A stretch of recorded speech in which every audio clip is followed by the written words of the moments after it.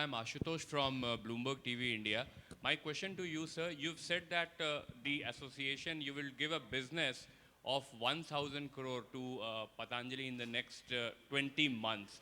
So if you could elaborate on this one, sir.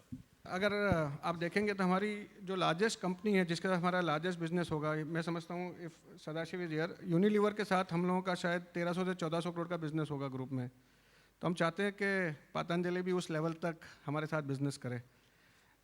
तो अगर आप टूथपेस्ट देखेंगे तो मैं समझता हूँ पतंजलि का शेयर टूथपेस्ट में easily they will get a market share हमारी दुकानों में 10 से 20% के बीच में।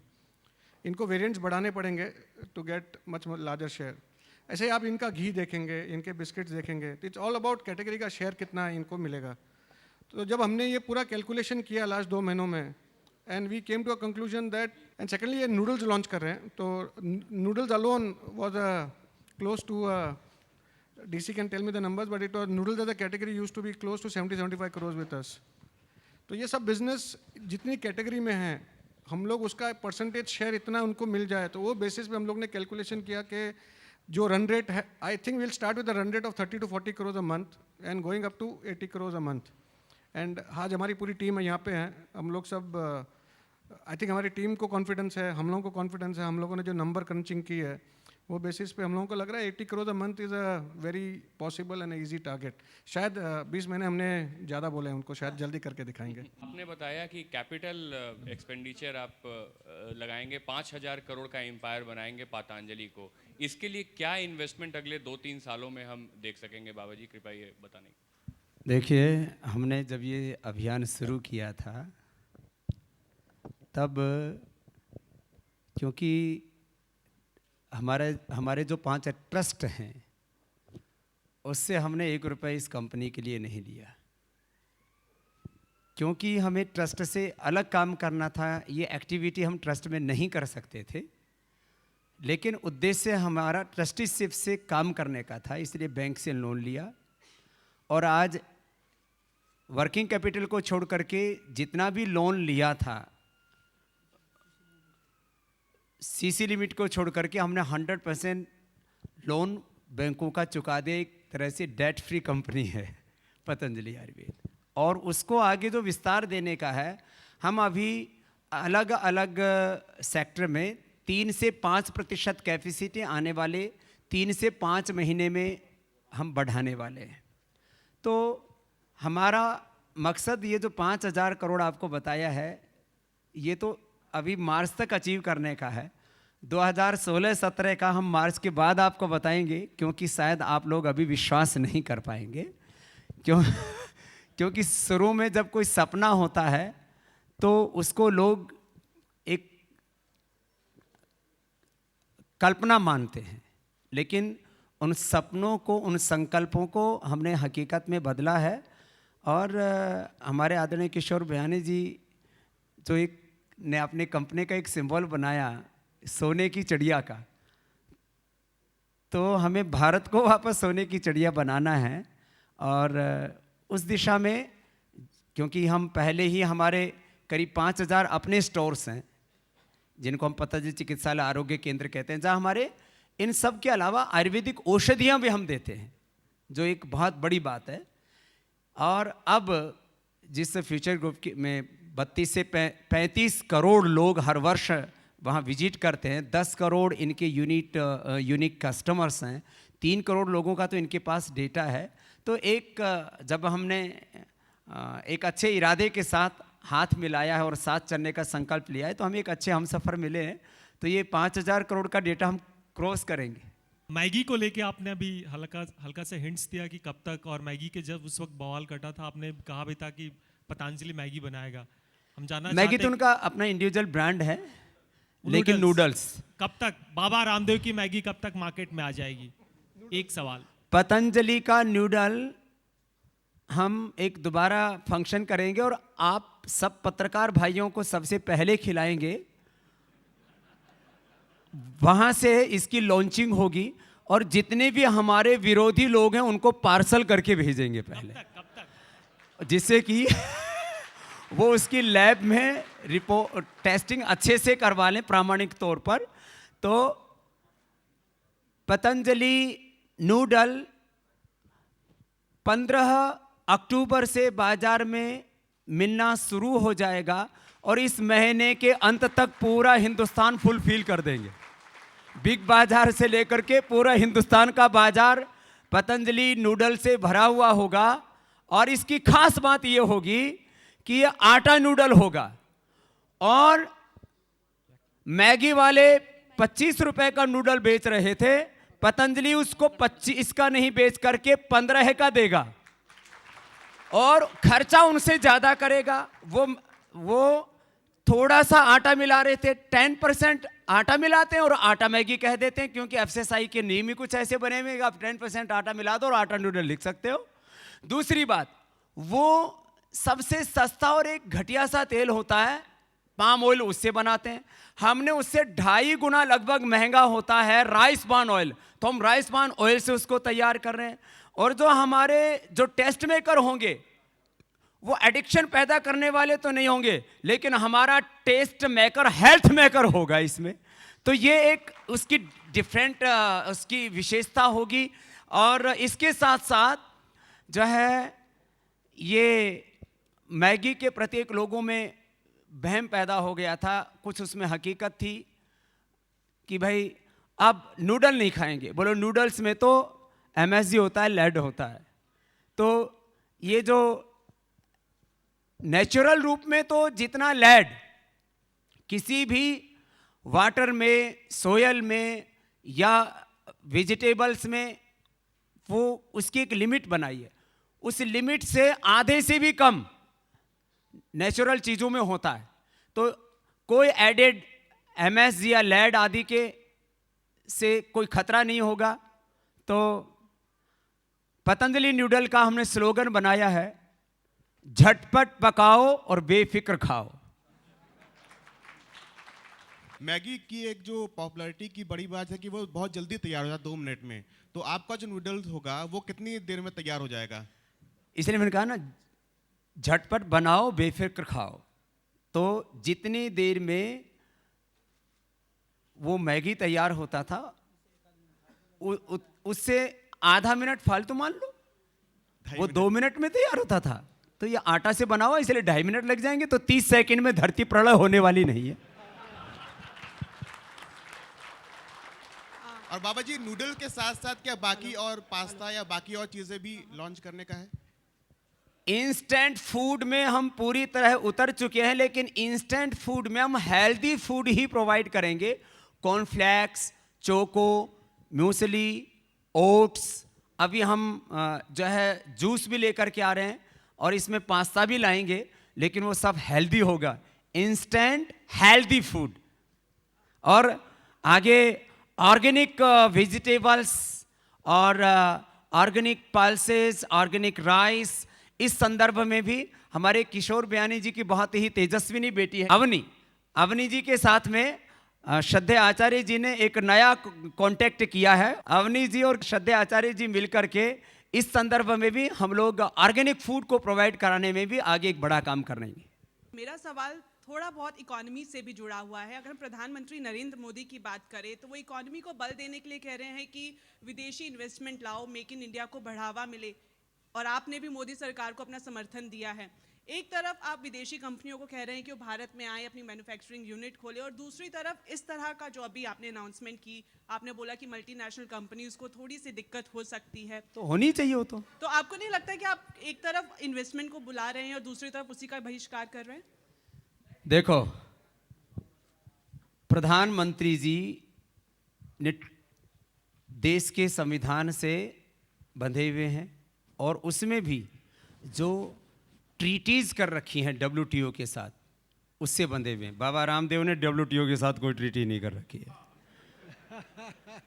इसलिए बाबा रामदेव बहिष्कार का आह्वान कर सकते हैं, आदरणीय नरेंद्र मोदी जी बहिष्कार का आह्वान नहीं कर सकते। हमने भी ये नहीं कहा कि उनको भगाओ, उनको जो है जहां जहां पर भी विदेशी सामान है उसको जलाओ। महात्मा गांधी ने तो ये काम भी किया था, विदेशी सामानों की होली जलाई थी। हमने इतना ही कहा है कि आपको बिग बाजार से लेकर के पूरे बाजार में स्वदेशी सामान भी मिल रहा है, विदेशी सामान भी मिल रहा है। अब ये भारतीयों के ऊपर छोड़ दीजिए, ये तो भारत के लोगों का संवैधानिक और मौलिक, this is fundamental and constitution right of Indian citizens. तो ये तो एक, जहां तक विदेशी कंपनियों का प्रश्न, हम कहते हैं टेक्नोलॉजी का कोई विरोध नहीं, और अब तो टेक्नोलॉजी हमारे हिंदुस्तानियों के पास कोई कम है। वर्ल्ड का सबसे बड़ा कैंसर का इंस्टीट्यूट है एमडी एंडरसन। मेरी वहाँ पर 3 बड़ी मीटिंग हुई वहाँ के चेयरमैन और प्रेसिडेंट के साथ, वहाँ के डॉक्टर्स के साथ। उन्होंने भी माना अपने हॉस्पिटल में, वहाँ पर उन्होंने नमक कम खाओ, कॉफ़ी कम से कम सेवन करो, और तम्बाकू पर पूर्ण प्रतिबंध लगा रखा है। अब वहाँ मीट पर भी प्रतिबंध लगाने की बात आ रही है, केवल गौमांस पर नहीं, मीट पर। ये रेड मीट जो है वो कैंसर को इंक्रीज करता है। तो यदि मुझसे कोई साइंटिफिकली पूछे तो मांस खाना स्वास्थ्य के लिए हानिकारक है। दूसरी बात, हम नॉन वायलेंस की बात करते हैं, तो आदमी को मारना ही तो वायलेंस नहीं है ना। गाय भैंस किसी भी पशु को मारना वायलेंस है, इसलिए हमें नॉन वायलेंट होना चाहिए। इसलिए शाकाहार अपनाएं तो श्रेष्ठ है, बाकी तो इंसान जो भी कुछ करे वो स्वतंत्र है। मेरे 2 सवाल हैं बियानी साहब से। बियानी साहब, आप समय समय पर अपने स्टोर में, जैसे अभी आपने पब्लिक हॉलीडे सेल चलाया, उसी तरह सेल चलाते रहते हैं, और उस दौरान शायद ही एफएमसीजी की कोई वस्तु हो जो एमआरपी से नीचे नहीं बिकती हो। अभी तक हमने देखा है बाबा रामदेव का सामान एमआरपी पे बिकता है, तो क्या आप इस पे भी सेल चलाएंगे, इस पे भी ऑफर होगा? हमारे से आचार्य जी ने लिखवा के लिया है कि हम इनके प्रोडक्ट डिस्काउंट नहीं करेंगे। भैया, इस विषय में मैं एक बात स्पष्ट करना चाहता हूँ। आपने बहुत अच्छा प्रश्न पूछा। दरअसल घर से तो कोई देता नहीं है, घर से कोई नहीं देता है। अब बियानी साहब भी देने शुरू कर देंगे तो जी। तो अब बात यह है, हम लोगों ने पतंजलि के प्रोडक्ट में इतना मिनिमम, हमने एक तरह से समझिए कि उसमें प्रॉफिट रखा है या मार्जिन रखा है कि उसमें कम होने पर वो प्रोडक्ट मैन्युफैक्चरिंग कॉस्ट हम लोग उस लेवल पर नहीं कर पाएंगे। इसलिए हमने आपको पहले से एमआरपी इतना रखा हुआ है, क्योंकि हमारी हिंदुस्तानी दरअसल क्या है, एक मानसिकता बन गई है, एक के साथ एक फ्री, 2 के साथ 3 फ्री, और इसीलिए वो जो कंपनियां उसका एमआरपी इतनी ज़्यादा रखती हैं। क्योंकि मैं इसके संदर्भ में कि वो पहले से ही वो लोग ऐसा सोचते हैं कि इनको डिस्काउंट तो करना ही पड़ेगा। अच्छा, दुकान में जाए तो पहले कहीं कितने की चीज़ है, 50 रुपये की चीज़ कहेंगे 100 रुपये की है, पर तुमको जो है ना 20 रुपये छूट दे देते। आदमी को लगा मैं छूट कर करके सस्ते में ले आया, उसको पता नहीं कि 30 रुपये जेब पहले से कट चुका है। तो ऐसा पतंजलि नहीं करता है। और हम ये भी चाहते हैं, सदैव स्वामी जी की एक इच्छा है कि पतंजलि मतलब बहुत उत्तम हो, गुणवत्ता वाला हो, सस्ता हो, परंतु वहाँ नेगोशिएशन या छूट और एक के साथ एक फ्री, इस तरह के कॉन्सेप्ट में स्कीम का प्रोडक्ट ना बने, वह गुणवत्ता का प्रोडक्ट बने, ये हमारा लक्ष्य रहेगा। धन्यवाद। अच्छा बियानी साहब, दूसरा सवाल मेरा ये था कि आपका फूड पार्क है ऑलरेडी बेंगलोर में, और आपका अपना वाइट लेवल ब्रांड भी है, तो आपके कई अपने ब्रांड से पतंजलि का ब्रांड कंपटीशन करता दिखता है, तो इससे क्या आपका अपना बिजनेस इंटरेस्ट हार्म नहीं होगा? एक दुकानदार तो सभी का माल बेचता है, तो ये जब मार्केट में हमारा प्रोडक्ट भी compete करेगा, हिंदुस्तान लीवर का भी compete करेगा, पीएनजी का भी compete करेगा और पतंजलि का compete करेगा, जिस प्रोडक्ट में दम होगा वो प्रोडक्ट बिकेगा। अच्छी बात कही हमारे किशोर बहन जी ने, एक स्वस्थ प्रतिस्पर्धा होनी चाहिए, उससे उपभोक्ताओं को लाभ मिलेगा और लोग क्वालिटी प्रोडक्ट बनाने के लिए और अग्रसरित होंगे। तो ये तो एक अच्छी शुरुआत हुई है। हाँ? जो है ना, सांच को आँच नहीं, आदमी को डरना नहीं चाहिए किसी से भी। मैं आपसे पूछना चाहूँगी कि आपके प्रोडक्ट्स हिंदुस्तान में तो बहुत फेमस हो चुके हैं, जैसे आपने बताया कि 5000 स्टोर्स ऑलरेडी हैं, तो आप नहीं चाहेंगे कि विदेश में ये बहुत ही ज़्यादा, मतलब वहाँ के लोगों को भी आपके प्रोडक्ट्स चखने का मौका मिले? बाहर के फ्यूचर आपके फॉरेन प्लान्स क्या हैं? अभी 2016 में हम इसके लिए एक बड़ी योजना बना रहे हैं, तो उसके लिए हम दोबारा प्रेस कॉन्फ्रेंस करेंगे यही। अभी हमने अपना एक्सपोर्ट बहुत कम लेवल पर किया है, क्योंकि इंडिया के मार्केट को फुलफिल करने के लिए हमारे पास में अभी काफ़ी गुंजाइश थी, और हनी के बारे में हम काफ़ी काम कर रहे हैं। आप लोगों की जानकारी के लिए, पतंजलि हनी ये भी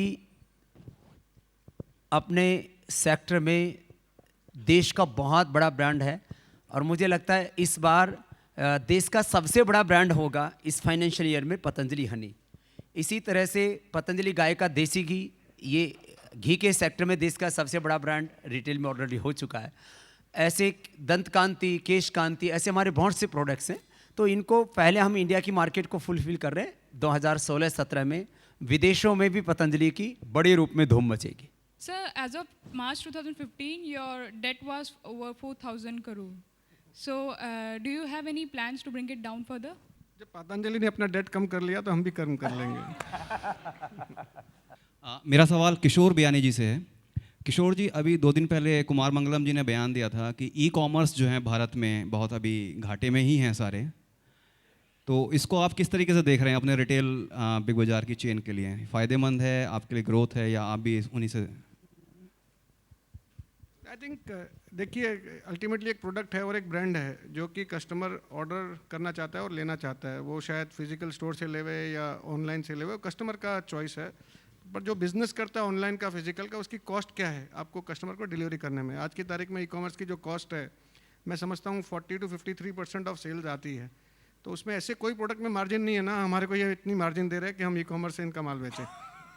मैं अर्नब बात कर रहा था बिजनेस स्टैंडर्ड से। जी सर। जी, आपने कुछ देर पहले खादी के बारे में बात की, तो आप क्या खादी इंडस्ट्री में भी इंटरेस्ट रखते हैं in future? Are you going, मतलब आप जाना चाहेंगे प्रोडक्शन में? हमारा जो स्वदेशी का संकल्प है वो बहुत वाइड है, बहुत व्यापक है। इसलिए हमने सभी रास्ते अभी खोले हुए हैं और सरकार को भी हमने सजेशन दिया था कि जिस खादी की लगभग मौत हो चुकी है, जो महात्मा गांधी का स्वदेशी का सपना मैंने कहा सब्सिडियों पर चल रहा है, हम उसको भी प्रॉफिटेबल बना सकते हैं। लेकिन अभी उस दिशा में हमने अपना एक प्रस्ताव दे दिया। इस सरकार से कोई प्रोजेक्ट लेना, कोई बजट लेना हमारा मकसद नहीं है। हमारा मकसद है एक स्वस्थ परंपरा, स्वदेशी परंपरा को आगे बढ़ाना। तो खादी को लेकर के भी फ्यूचर में हमारे सामने जो भी ऐसे प्रस्ताव आएंगे, प्रश्न आएंगे, उस संदर्भ में भी आगे हम काम कर सकते हैं। बाबा जी, इसी का एक्सटेंशन है कि एमएसएमई से आप लोगों का एक एमयू शाइन भी हुआ था खादी को लेकर, रिसर्च एंड डेवलपमेंट को लेके। उसका क्या स्टेज है और किन किन कोर एरिया में आप लोग काम कर रहे हैं? हमने खाली प्रोजेक्ट रिपोर्ट बना करके दी थी, कोई एमओयू अभी गवर्नमेंट से साइन नहीं हुआ है। जब एमओयू साइन होगा तो किशोर बयानी की तरह, फ्यूचर ग्रुप की तरह हम उसको आपके सामने शेयर करेंगे। स्किल डेवलपमेंट को लेकर के अभी काफ़ी ट्रेनिंग प्रोग्राम को लेकर के, और इसको सब्सिडी से बाहर निकालने के लिए एक हमने प्लान दिया हुआ है ऑलरेडी। उसमें जब भी अनाउंसमेंट होगा तो आपको बताएंगे। बोला कि प्रोडक्शन फैसिलिटीज़ आप बढ़ाएंगे, 4 से 5 यूनिट आगे बढ़ा सकते हैं। उसके बारे में आप और जानकारी दे सकते हैं? कहाँ पे ये प्रोडक्शन फैसिलिटीज़ आएंगी और कि अगले कितने साल में ये प्रोडक्शन कैपेसिटी बढ़ेगी? इसमें हमारा लक्ष्य होगा लगभग पूरे भारत को हम कवर करें। इसमें जैसे साउथ में हमारे ऑलरेडी भाई कर रहे हैं, उधर भी हमारा वो हमारी प्राथमिकता है। कर्नाटक, मध्य प्रदेश, राजस्थान और दूसरे भी देश के हिस्से। अभी चंद्रबाबू नायडू जी ने प्रस्ताव भेजा है वहाँ एक फूड पार्क बनाने का, आंध्र प्रदेश में। तो इस तरह से अलग अलग दिशाओं में पूरे भारत में हम इस कार्यक्रम को लेकर के जाएंगे। Sir, my question is to Mr. Biyani. Sir, what are your expansion plans? Are you planning to open more retail stores in this year? I think Big Bazaar, if you look at Big Bazaar, 198 stores, 110 cities, 15 easy day adds up to, वो Big Bazaar हो जाएंगे अक्टूबर 25 को, तो वो हो गए 213। और ये साल we are opening around 30 stores। तो Big Bazaar का एक्सपेंशन नई 28 से 30 दुकान नेक्स्ट 12 मंथ्स में है। बाकी हमारी जो चेन है, स्मॉल चेन, केबीज, फेपराइज, Nilgiris and Easyday, I think वो दुकानें हम लोगों का प्लान है in the next 3 to 4 years to be 4,000 stores. And yes, sir, premium store, food hall. Food hall एक स्टोर आ रहा है जू में नया, तो ऑलरेडी 6 दुकानें हैं। कहाँ पे आ रहा है सर? जू। With the food regulator getting very stringent recently, as we saw the Maggi controversy, does it bother you when products like HUL Nor was also recalled from the market? When you tie up for more food products with your retail chain, does it bother you the regulatory system which is not very clear and the frameworks are not very clearly drawn in anything new regulation which comes into the country creates some issues, and I think it's a transition phase wherein the industry has to understand the regulator and the regulator has to understand the industry. I think that's a process which happens, and wo manthan se there is an answer which comes out. I believe things stabilizes after that. And so another thing about the online wallet, you have been talking about it coming soon. So is there anything you would want to share on that part? About I think there's nothing to talk about online. when are we seeing? Okay. I think we are launching a particular product which will be very exciting. I think Sadashiv just tells me that we are ready to launch a product which is a very interesting product. It is called a prize match wallet, which we are going to launch. We are ready to launch it. We are just waiting for maybe the next few days to launch it. That you can buy, if you buy anything from Future Group outlets, or firstly, particularly Big Bazaar, and you scan your bill, and if anybody is selling cheaper than us, you will get money back in your wallet. So that will be a product which we are ready to launch. Any dates on that?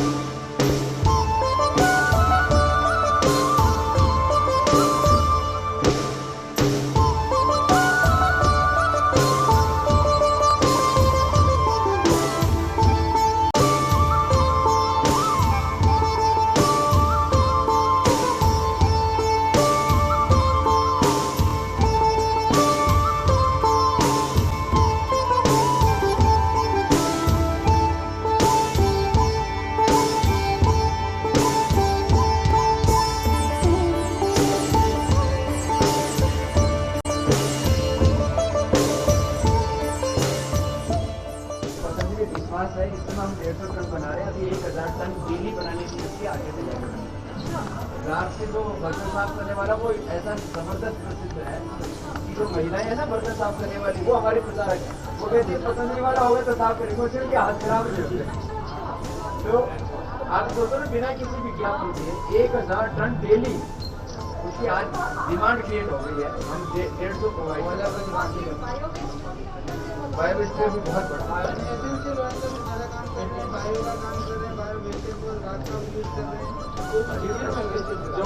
जो aspect निकालते हैं तो उसका जो बच जाता है उसको बॉलीवुड में बना देते हैं।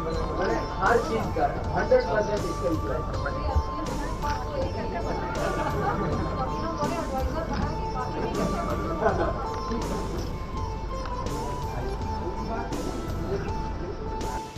हम लोग अभी गोवा बना रहे हैं, लीची बना रहे हैं, एलोवेरा सीजन में दिसंबर जनवरी फरवरी में आता है, उसी का फल बना कर स्टोर करते हैं। ये क्लीनिंग सिस्टम है, ऑटोमेटिक जो है ना पूरी ऑटोमेटिक यहाँ से जो क्लीनिंग करनी होती है यहाँ से क्लीनिंग करते हैं।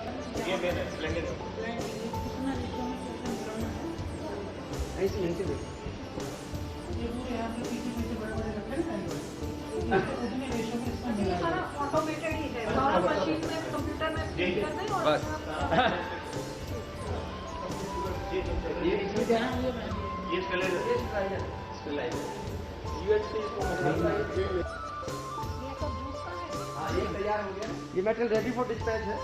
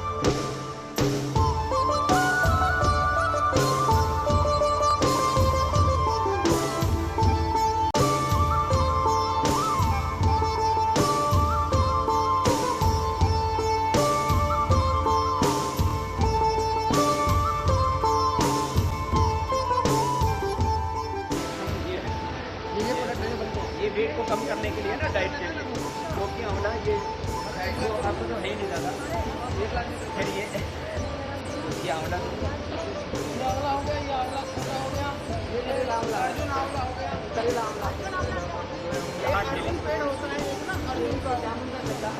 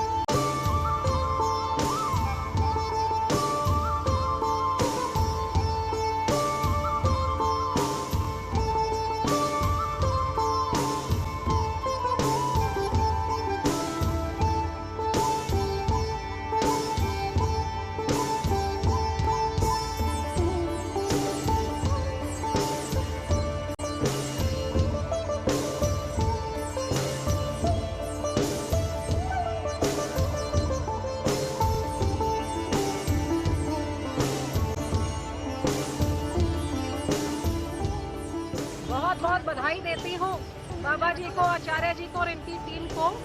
ये पतंजलि तो हम कह सकती हूँ कि हमारे देश की शान है।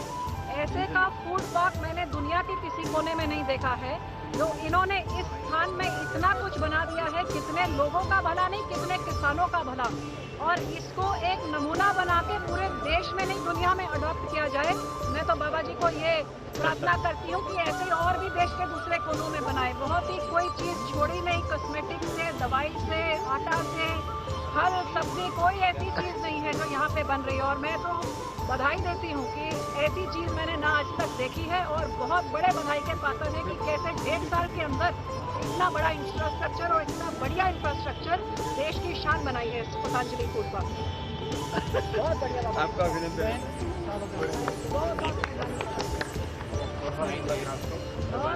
बहुत खुश